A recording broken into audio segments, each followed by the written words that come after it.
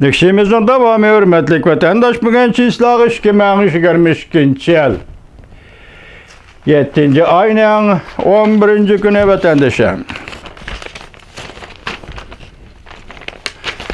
Endeki mavzumunda vatandaşlar. Yaponiya hukuk yürgüzüş katlımı zor galba kıldı. Asası kanunu özgertişin teşebbüs kılgıcı güçle saylamda asaslık ötkelden ütüp gitti.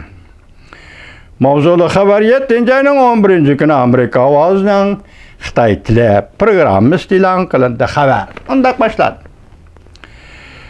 Seul Yaponiyada siyasi ciheti konservatif birleşip hukuk yürgüzgüçüler ittifakı yakşembe günü yani 7. ayının 11. gündeki parlament sayılımında yukarı avaz bilen üstünlükü erişti. Tenişlik. Asası kanundan özgertişinin tarihi karakterli peydi yaratıldı.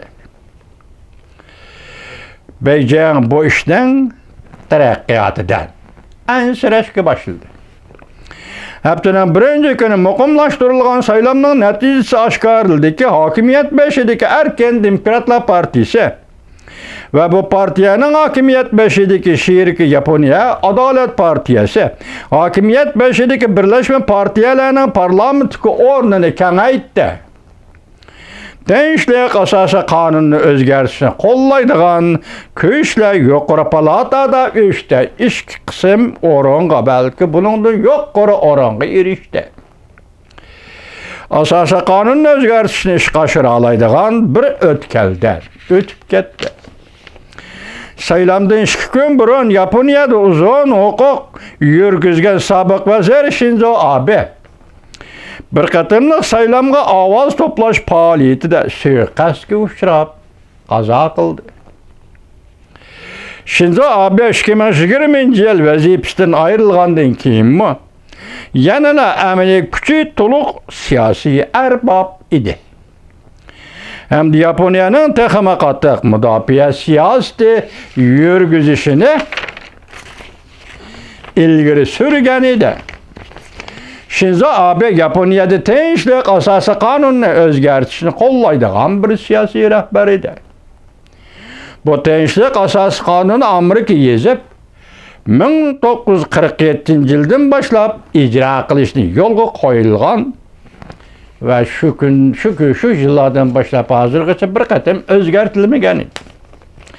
Sabık vazir Shinzo Abe'nin şagirti bulup hesaplangan Yaponiyanın nöbetki veziri Fumio Kishida saylamda g'alaba qilgandan keyin tinchlik asası kanunu o'zgartishga qasam berdi. Yaponiya Fangsong jamiyati munda xabar qildi. Nöbetki vezir Fumio Kishida tirishchanlik ko'rsatib referendum üçün xalqqa topshirilgan tinchlik asası kanunu o'zgartish loyihasini tuzib chiqdi. Xabarda mundaq ko'rsatildi. Yaponiyanın veziri Fumio Kishida davlat parlamentida asası kanunu o'zgartish muhokama munozirasini cho'nqurlashtirib Yaponiya fuqarolarining tushunishini qo'lga keltirdi. Asası kanunun özgertişinin ahirki neticesi 2. Dünya uruşudan keyin Yaponiyanın dünya bilen uçuruşuşuğa nahayet zor simvollik özgüreş elip geldi. Hem de Yaponiyanın tecavüz uçurgan bazı devletlerinin ensirişine keltirip çıkardı. Çünkü Taşkı İslam Ministerliğinin bayanatçısı Wang Wenbin haftanın birinci günü mundaq ko'rsatdi. Yaponiyanın asas kanunu özgertiş meselesi xalqaro cemiyet ve etraftaki qo'shni devletlerinin diqqatini jalb qildi. Biz Yaponiya tarafının tarihi tecrübe savaqlarını astoydil qabul qilib, qiyinchilik ve taraqqiyot tinchlik kechiringlar.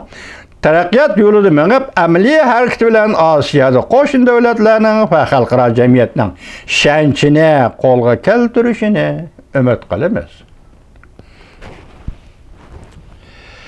Rossiya Ukraina tajovuz qilib kirgandan keyin Yaponiya fuqarolari davlat mudofaasini kuchaytirishga yuzlandi.